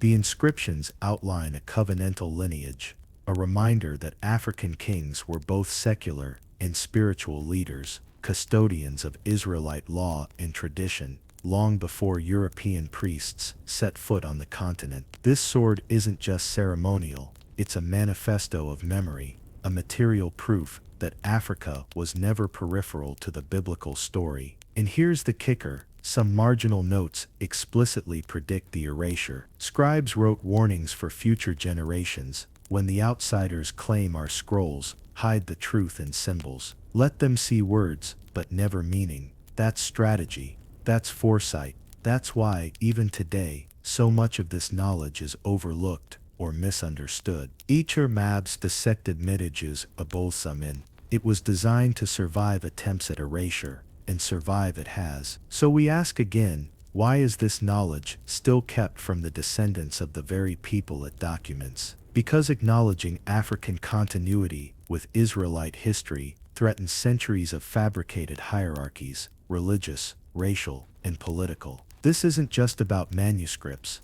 it's about identity, power, and reclaiming a narrative that has been stolen for profit and prestige. The cliffhanger here is explosive. Some of these artifacts contain references to other continents, suggesting African custodians of Israelite knowledge may have influenced religious practices in the Americas long before European colonization. That's right, if decoded, these clues could rewrite the story of the African diaspora, biblical heritage, and global history itself.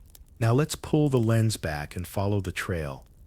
The one history books deliberately ignore. You see, these Vatican archives, these secret manuscripts, don't just prove African custodianship of Israelite tradition on the continent. They hint at global reach. Look at the Americas. Look at the Caribbean.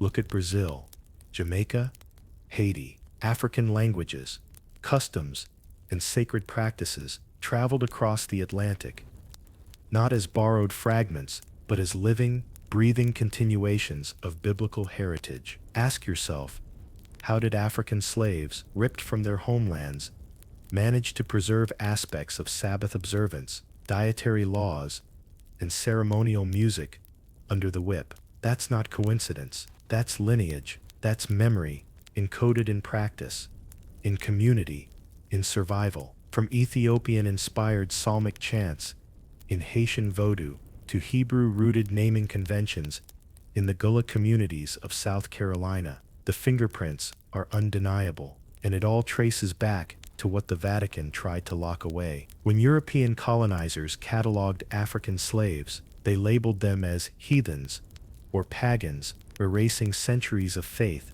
practice, and literacy. Yet the enslaved didn't forget. They adapted. They merged African ritual with biblical law, preserving the spiritual DNA of Israelite tradition, even in chains. And while the Vatican and European missionaries published sanitized versions of the Bible, these African-descended communities kept the original rhythms alive, translating texts into song, drum, and story. This is where modern genetics meets cultural anthropology. DNA studies reveal markers linking West African populations to Levantine ancestry. Linguistic studies show Hebrew-based syntax and vocabulary embedded in African Creole languages, and historical maps. They trace trade and migration routes, connecting Kush, Axum, Mali, and Benin, to the broader Middle Eastern corridor. The evidence is in plain sight, yet hidden under centuries of colonial spin. The Caribbean is a perfect example. Haitian Vodou and Jamaican Maroon traditions preserve rituals that mirror ancient Mosaic law. They don't call them Hebrew practices, but the lineage is audible, visible, and spiritual. Psalms sung in African tonal patterns, ceremonial fasting, aligned with lunar cycles, dietary rules, reflecting kosher principles. These are living legacies of African Israelites, and yet mainstream history calls it folklore, as if survival itself is trivial. Even the Americas' hidden texts point to African biblical preservation. In New Orleans, Louisiana, researchers found manuscripts containing psalmic notations in African scripts, combined with Latin translations, a hybrid archive signaling continuity of faith across oceans. These communities were not merely practicing religion, they were resisting erasure, preserving sacred knowledge that European institutions tried to monopolize. You see, this is why the Vatican locked the African archives away. The moment people understood that African kingdoms, and by extension African diasporic communities, carried the original Israelite knowledge, the entire narrative of Western religious supremacy unraveled. The lesson is clear: control the archives, control the story, and for centuries, they did. Let's zoom in on cultural markers. Names are a primary clue. Levi, Benjamin, Judah. They appear in West African communities as surnames or clan identifiers. Rituals around circumcision, Sabbath observance, and festivals show remarkable alignment with biblical prescriptions. Even musical notation in drum patterns and call and response singing carries symbolic code linking them directly to Israelite tradition. These aren't random echoes, they're fingerprints of a lineage, deliberately preserved against colonial amnesia. And the impact doesn't stop there. African influence subtly shaped early American religious life. Enslaved preachers taught congregations from memorized psalms, embedding African rhythm into Christian hymnody. Some of these psalms trace back to manuscripts hidden in African vaults centuries earlier. In other words, African Israelites weren't just keeping faith, they were reshaping global spiritual culture. Yet, the betrayal runs deep. European chroniclers either ignored these links or actively misrepresented them. Texts were altered, translations skewed, symbols whitewashed, and musical patterns mislabeled as primitive or folk. Meanwhile, African communities maintained continuity through oral tradition, embedding sacred knowledge in ways that could survive forced labor, displacement, and genocide. That's resilient genius, hidden in plain sight. Here's the psychological twist. For centuries, European institutions presented themselves as the sole custodians of biblical truth, but in reality, African kingdoms and diasporic communities kept the knowledge alive when others forgot, burned, or hid it. And now, modern scholars using DNA, linguistics, and archaeology are piecing together what the Vatican tried to bury: an African-centered biblical map of the world. So the real question becomes, if African communities preserve these sacred legacies across continents, while European powers rewrote history to hide it, who really holds the authority of biblical knowledge? And more provocatively, what would happen if the world finally recognized the African custodians of Scripture as its original keepers? This is the cliffhanger that connects past and present. Every drumbeat, every psalm, every preserved ritual is a reminder that Africa was never peripheral. The diaspora isn't just a story of survival, it's a story of hidden sovereignty, spiritual power, and enduring legacy. In the Vatican's archives, they hold the receipts. Now, let's talk about resistance. Not the kind you read about in textbooks, not the kind framed as a footnote or romanticized anecdote. I'm talking about systemic, spiritual, cultural resistance, the kind that survives centuries of attempted erasure. African communities didn't just endure slavery, colonization, and forced conversions, they kept the blueprint of their faith alive, despite everything designed to make them forget. Ask yourself, how do you erase someone's religion when it's encoded in their daily lives, in the way they speak, in the rhythms of their work songs, in the cadence of their prayers? The Europeans tried. Don't get it twisted. Missionaries burned texts. They outlawed ceremonies. They claimed authority over what was scriptural and what wasn't. But Africans didn't rely on paper alone. They relied on memory, music, ritual, and oral law. That's how knowledge survives, when libraries burn and archives are hidden. Look at the Ethiopian tradition. Here's a civilization that kept Sabbath observance, dietary laws, and ancient Semitic scripts alive without European intervention. They had their own copies of sacred texts, their own interpretations, and their own spiritual leaders. Ethiopia wasn't just a country, it was a living repository of biblical memory, a model of resistance and intellectual sovereignty, and it stood as a direct challenge to the narrative that history and faith flowed from Europe. And it wasn't only Ethiopia. In West Africa, kingdoms like Benin, Oyo, and Mali maintained sacred knowledge through griots, scholars, and ritual practitioners. They had their own systems of governance, legal codes,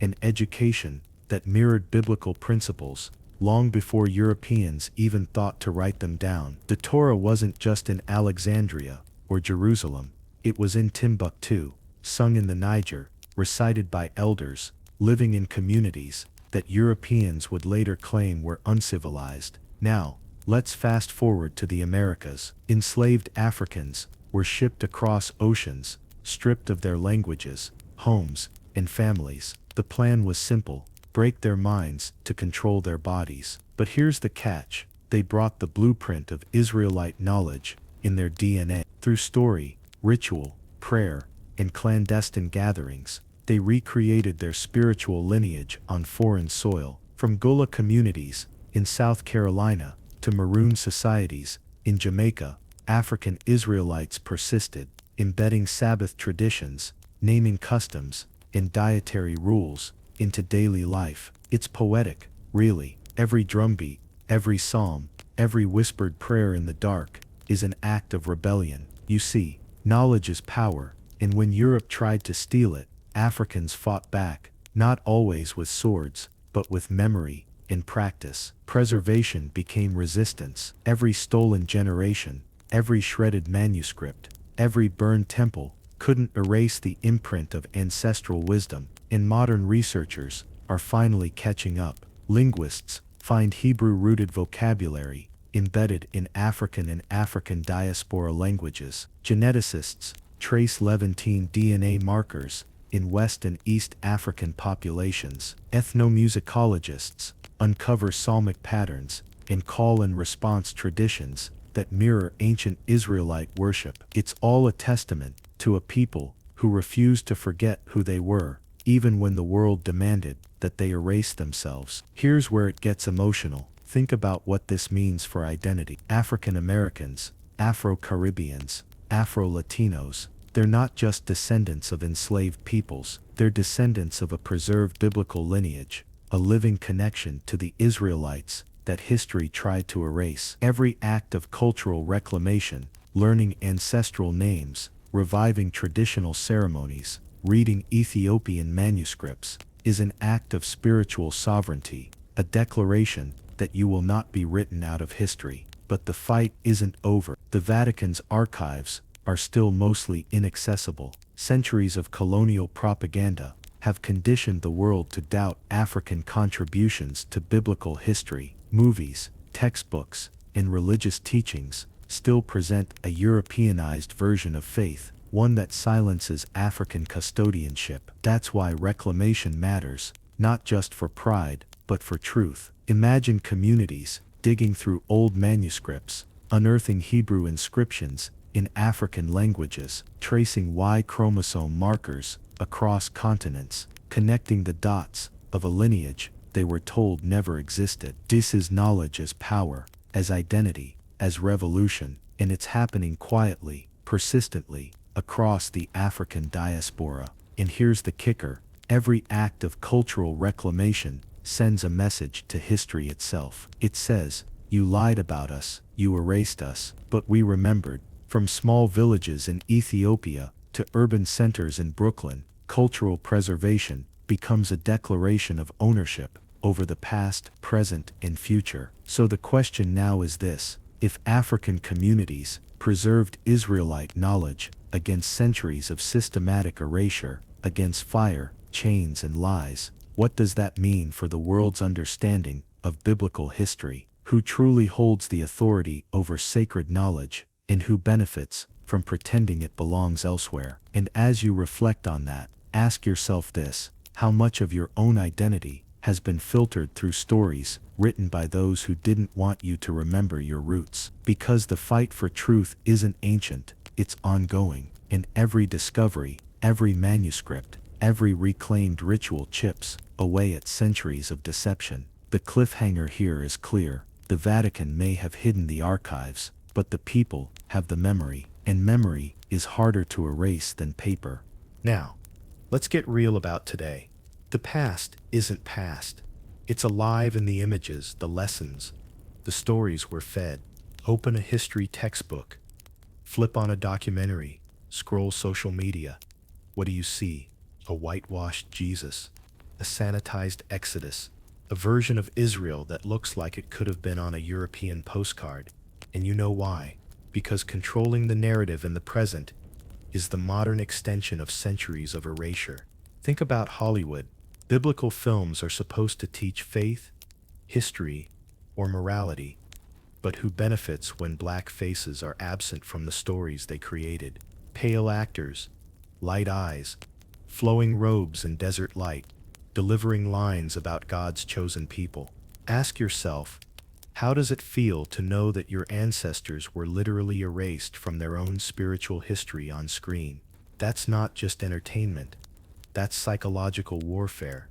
It rewrites your mind without you even realizing it. And then there's religion itself. Churches preach the Bible, teach the faith, create communities. But how often do they tell the story of African Israelites? Rarely. Sermons, Sunday school, youth programs, almost all Eurocentric interpretations, subtle cues that the Holy Land belongs to someone else. It's a kind of spiritual colonization, where African contributions to faith are background noise, footnotes, or conveniently omitted. Meanwhile, the same doctrines African ancestors preserved for millennia are framed as borrowed or derivative. Imagine realizing your people preserved sacred law while Europe polished the narrative, then being taught to see it as foreign to you. That's a legacy of manipulation. Education is no better.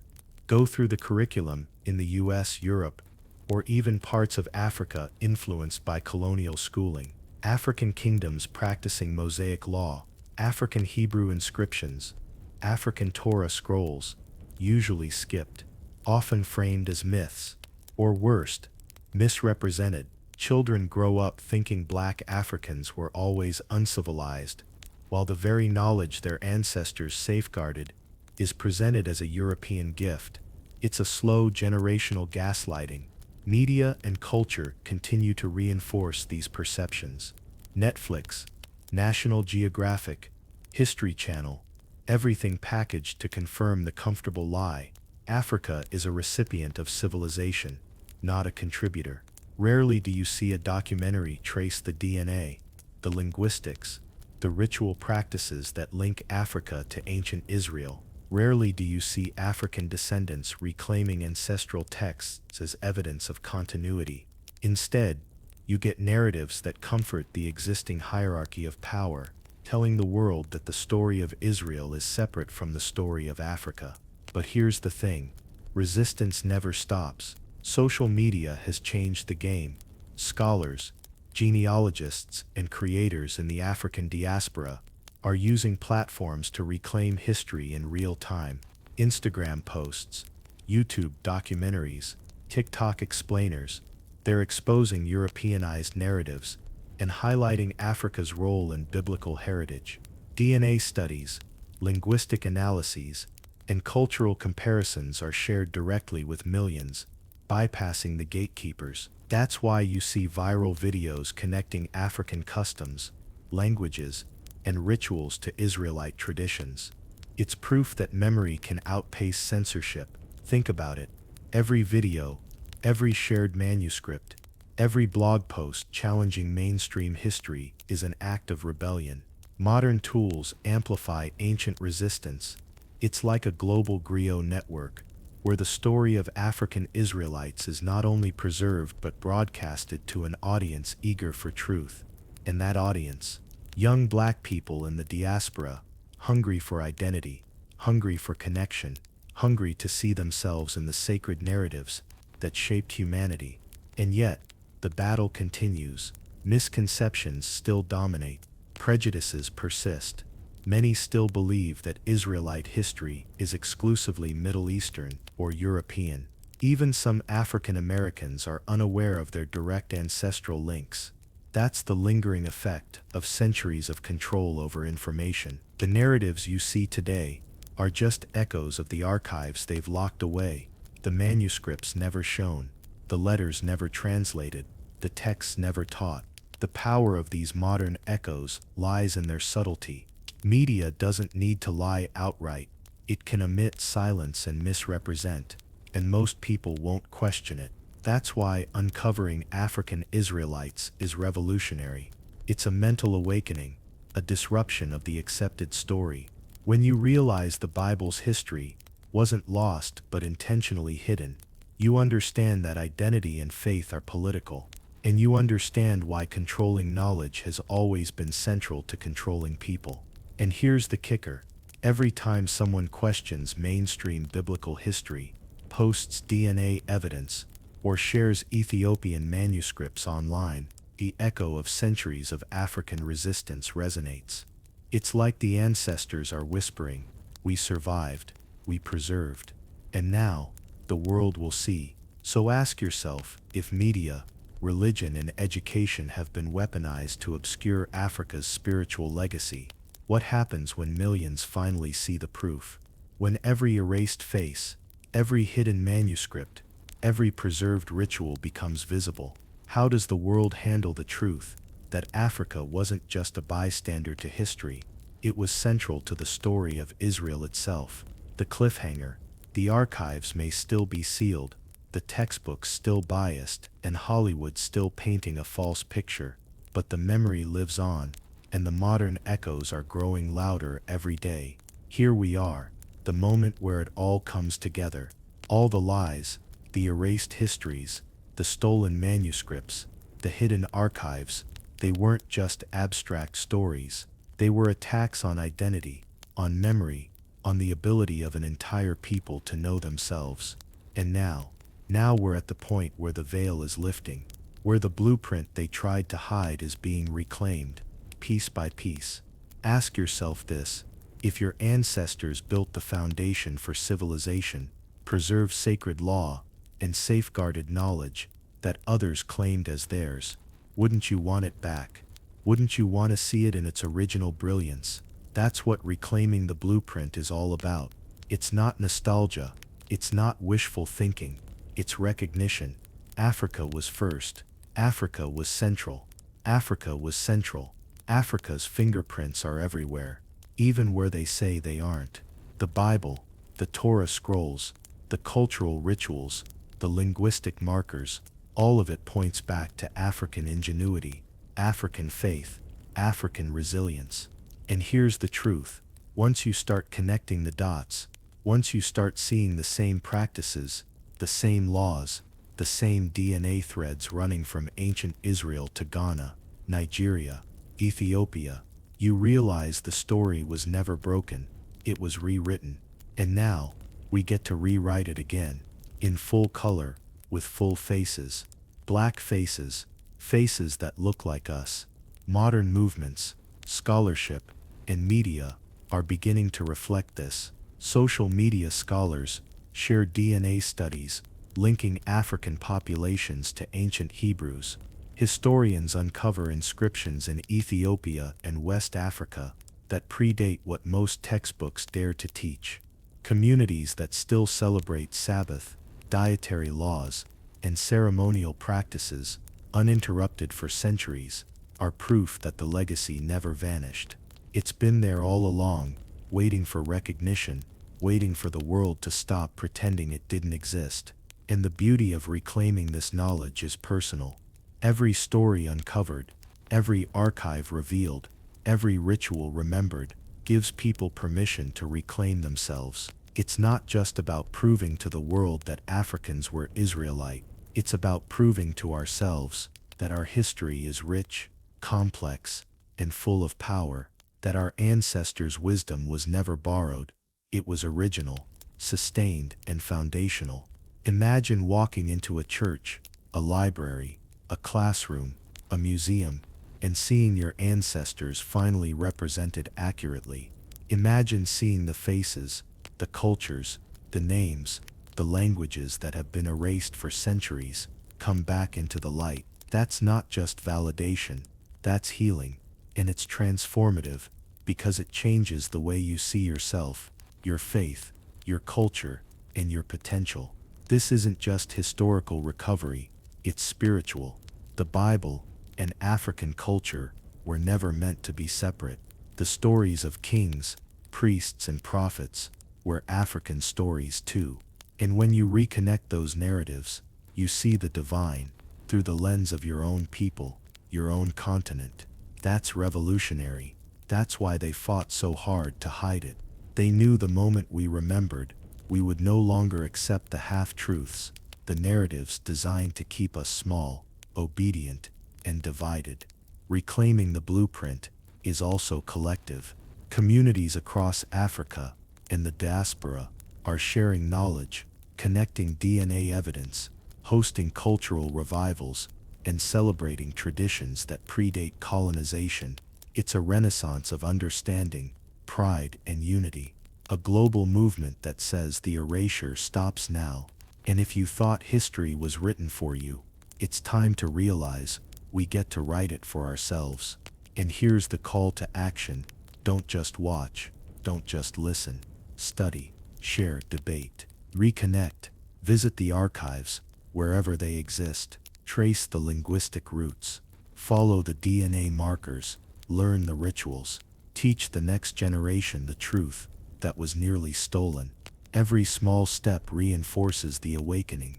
Every recognition of African Israelites brings us closer to collective memory restored.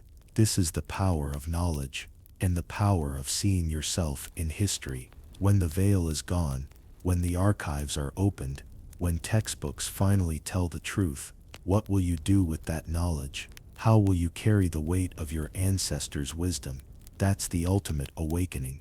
Understanding that the story wasn't lost, you were just told it was.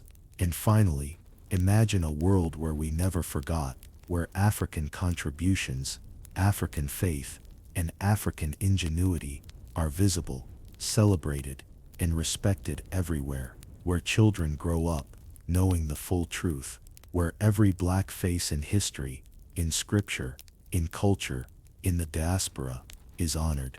That's the vision. That's the dream. That's the legacy finally restored. So here's the final thought, the spiritual punch that closes this chapter.